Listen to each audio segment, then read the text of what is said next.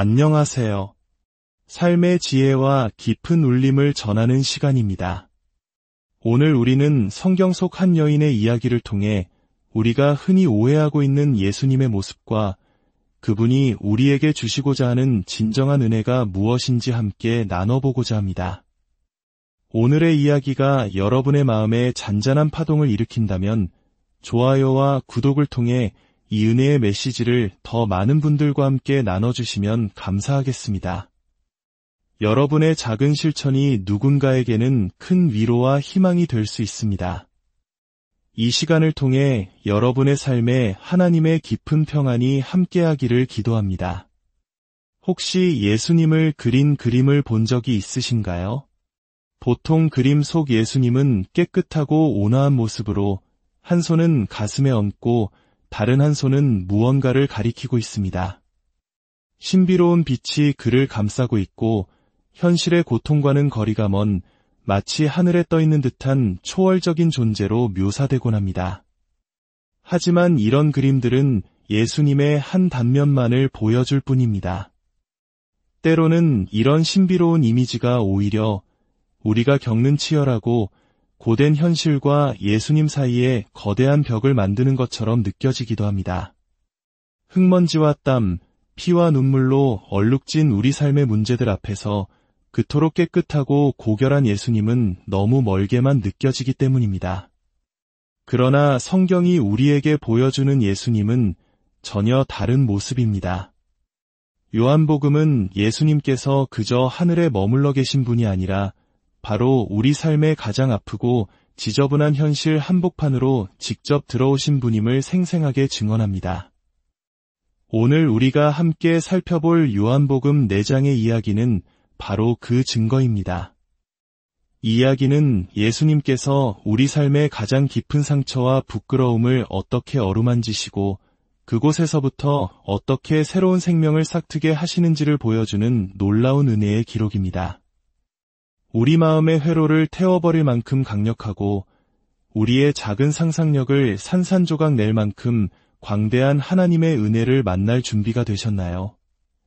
이제 사마리아의 한 우물가에서 벌어진 그 놀라운 이야기 속으로 함께 들어가 보겠습니다. 이야기는 예수님께서 유대를 떠나 갈릴리로 향하시는 장면에서 시작됩니다. 당시 유대인들은 갈릴리로 갈 때 보통 사마리아 땅을 피해서 멀리 돌아가는 길을 택했습니다. 왜냐하면 유대인들은 사마리아인들을 혈통적으로나 종교적으로나 불결하다고 여기며 극도로 경멸했기 때문입니다. 그들은 서로 상종조차 하지 않는 원수나 다름없는 사이였습니다. 그런데 성경은 예수님께서 사마리아를 통과하여야 하겠는지라 라고 기록합니다. 여기서 하여야 하겠는지라는 표현은 단순한 지리적 필요 때문이 아니었습니다. 다른 길이 없어서도 아니고 누군가 강요해서도 아니었습니다. 이것은 성령님에 의해 이끌리는 거룩한 필연성이었습니다. 그곳에 반드시 만나야 할 한 영혼이 있었기 때문입니다. 예수님은 사마리아의 수가라는 동네에 이르렀고 그곳에는 야곱의 우물이 있었습니다. 긴 여행으로 지치신 예수님은 우물 곁에 그대로 주저앉으셨습니다. 성경은 그때가 정오, 즉 하루 중 가장 뜨거운 시간이었다고 말합니다. 우리가 예수님을 생각할 때 여행에 지쳐 털썩 주저앉아 숨을 고르는 인간적인 모습을 상상하기는 쉽지 않습니다. 하지만 성경은 이처럼 예수님께서 우리와 똑같은 피로와 갈증을 느끼셨음을 분명히 보여줍니다. 그분은 우리 삶의 고단함을 온몸으로 체감하신 분입니다. 바로 그때 한 사마리아 여인이 물을 기르러 우물가로 나왔습니다. 정오의 뜨거운 볕을 피해 보통 아침이나 저녁 선선할 때 물을 길러 나오는 다른 여인들과 달리 그녀는 일부러 아무도 없는 시간을 택한 것입니다. 이것만으로도 우리는 그녀가 사람들로부터 외면당하고 스스로를 숨기며 살아가는 깊은 상처와 수치심을 가진 여인임을 짐작할 수 있습니다. 예수님은 그녀에게 말을 거셨습니다. 내게 물을 좀 주시오. 이 한마디는 당시의 모든 사회적 통념을 깨뜨리는 파격적인 행동이었습니다. 첫째, 남자가, 그것도 랍비가 공공장소에서 처음 보는 여자에게 말을 거는 것은 금기였습니다. 둘째, 유대인이 사마리아인에게 말을 거는 것은 상상할 수 없는 일이었습니다. 셋째, 정결한 유대인이 부정한 사마리아 여인이 쓰던 그릇을 통해 물을 마시는 것은 스스로를 더럽히는 행위로 여겨졌습니다. 여인은 깜짝 놀라 되물었습니다. 당신은 유대인으로서 어찌하여 사마리아 여자인 나에게 물을 달라 하나이까? 그녀의 질문에 예수님은 상상을 초월하는 대답을 하십니다. 내가 만일 하나님의 선물과 또 내게 물 좀 달라 하는 이가 누구인 줄 알았더라면 내가 그에게 구하였을 것이요 그가 내게 생수를 주었으리라. 생수, 즉 살아있는 물이라는 말에 여인은 혼란스러워합니다. 그녀는 눈앞에 우물물만을 생각하며 말합니다. 주여, 물기를 그릇도 없고 이 우물은 깊은데 어디서 이 생수를 얻겠사옵나이까? 예수님은 그녀의 육적인 갈증을 넘어 영적인 갈증에 대해 말씀하십니다. 이 물을 마시는 자마다 다시 목마르려니와 내가 주는 물을 마시는 자는 영원히 목마르지 아니하리니 내가 주는 물은 그 속에서 영생하도록 솟아나는 샘물이 되리라. 여인은 그 말의 깊은 뜻을 아직 이해하지 못했지만 더 이상 뜨거운 볕 아래 물을 기르러 오지 않아도 된다는 생각에 기뻐하며 외칩니다. 주여, 그런 물을 내게 주사 목마르지도 않고 또 여기 물 기르러 오지도 않게 하옵소서. 바로 이 순간 여인이 생수에 대한 갈망을 표현했을 때 예수님은 대화의 방향을 급격하게 전환하십니다. 어쩌면 우리 모두에게 가장 불편하고 피하고 싶은 그 지점을 정확히 짚어내십니다. 가서 내 남편을 불러오라. 이것은 대화의 전환이 아니라 치유의 시작이었습니다. 예수님은 그녀가 평생 숨겨온 가장 깊은 상처, 가장 큰 수치심의 근원을 건드리신 것입니다. 여인은 당황하며 대답합니다. 나는 남편이 없나이다. 그녀의 대답은 절반의 진실이자 절반의 회피였습니다. 그녀는 그 주제를 덮고 싶었을 것입니다. 하지만 예수님은 그녀의 영혼을 꿰뚫어 보시며 말씀하십니다. 내가 남편이 없다 하는 말이 옳도다. 너에게 남편 5이 있었고 지금 있는 자는 내 남편이 아니니 내 말이 참되도다. 상상해 보십시오. 단 한 번도 본 적 없는 낯선 남자가 자신의 가장 부끄러운 비밀을 정확히 알고 있습니다. 얼마나 충격적이었을까요?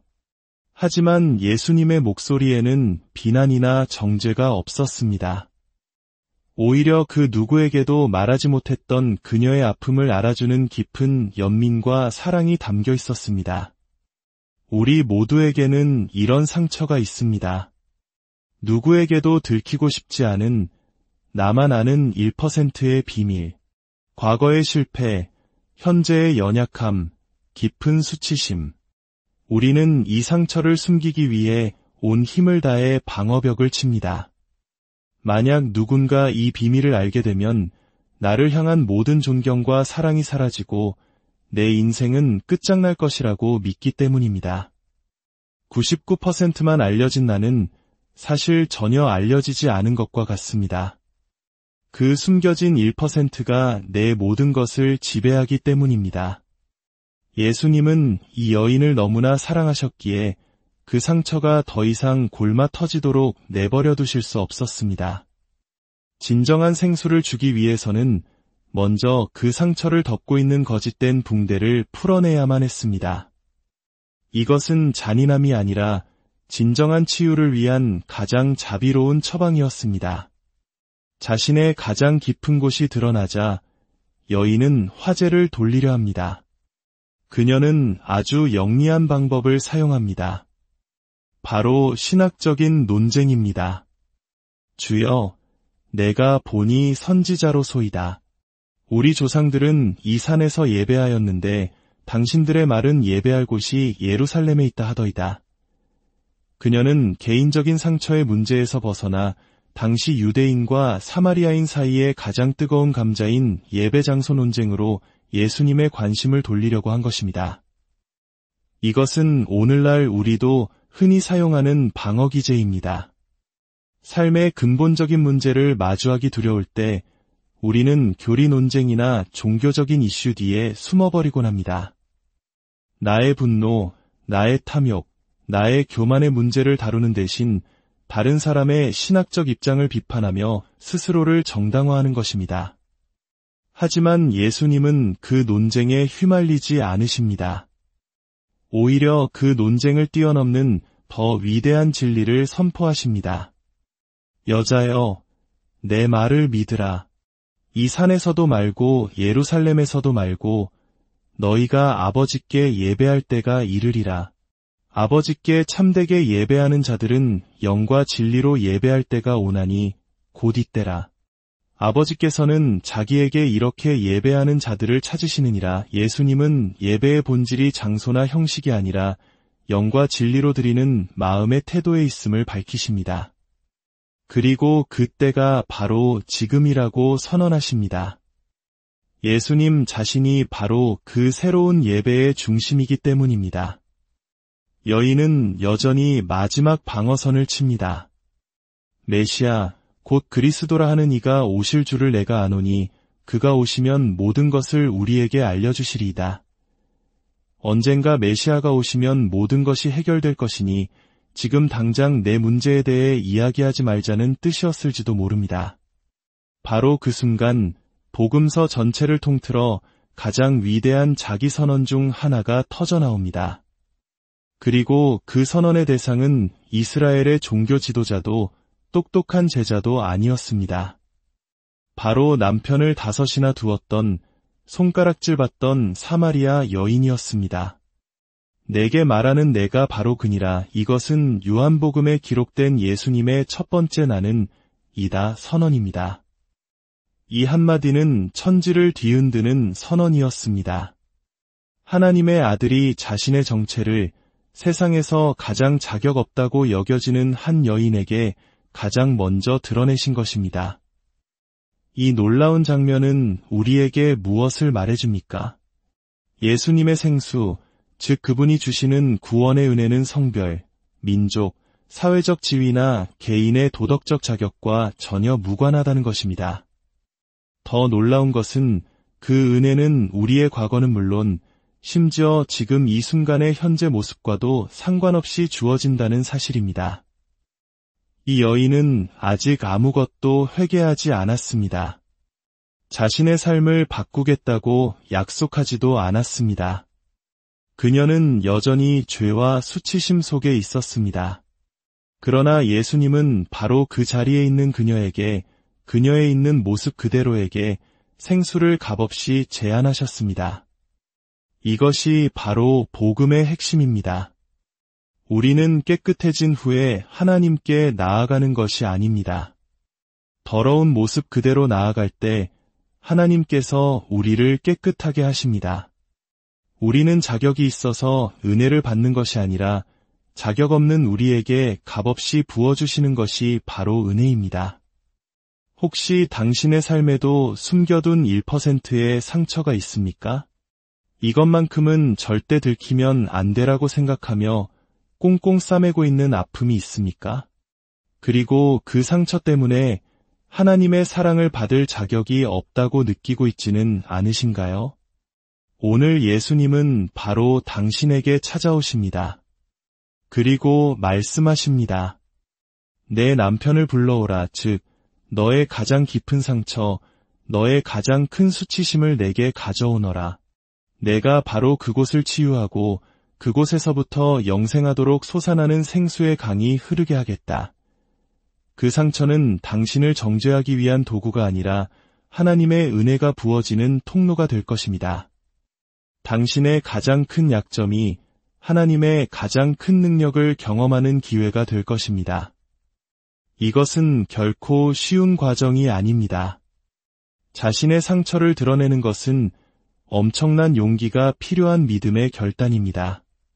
하지만 명심하십시오. 예수님은 우리가 완벽해 보이는 곳이 아니라 우리가 가장 망가지고 상처 입은 바로 그곳에서 우리를 만나기를 원하십니다. 그분은 항상 우리 있는 모습 그대로를 찾아오시는 분입니다. 페이스북에 모든 것을 고백하라는 말이 아닙니다. 신뢰할 수 있는 믿음의 공동체, 당신을 위해 기도해 줄 수 있는 친구나 멘토에게 용기를 내어 당신의 1%를 나누십시오. 빛 가운데로 한 걸음 내디딜 때 어둠은 힘을 잃고 진정한 치유와 자유가 시작될 것입니다. 수치심의 우물가에 홀로 앉아있던 당신의 영혼에서 기쁨과 생명의 강물이 터져나와 영혼까지 흐르게 될 것입니다. 아버지 하나님, 오늘 사마리아 여인의 이야기를 통해 우리 각자의 마음속 깊은 곳을 들여다보게 하시니 감사합니다. 우리도 이 여인처럼 수치심과 상처를 숨기기 위해 애쓰며 주님으로부터 도망치려 할 때가 많았음을 고백합니다. 주님, 우리가 더 이상 숨지 않게 하시고 우리의 가장 아픈 상처를 주님 앞에 그대로 가져갈 수 있는 용기를 주옵소서. 주님께서는 우리를 정죄하지 않으시고 오히려 그 상처를 통해 놀라운 은혜와 치유의 역사를 이루실 것을 믿습니다. 우리의 깨어지고 연약한 삶 속에 찾아오셔서 영원히 목마르지 않는 생수가 되어 주옵소서. 그리하여 우리의 삶이 메마른 우물가가 아니라 생수의 강이 흘러넘치는 은혜의 동산이 되게 하여 주시옵소서. 이 모든 말씀, 우리를 죄와 상처에서 구원하시는 예수 그리스도의 이름으로 기도합니다.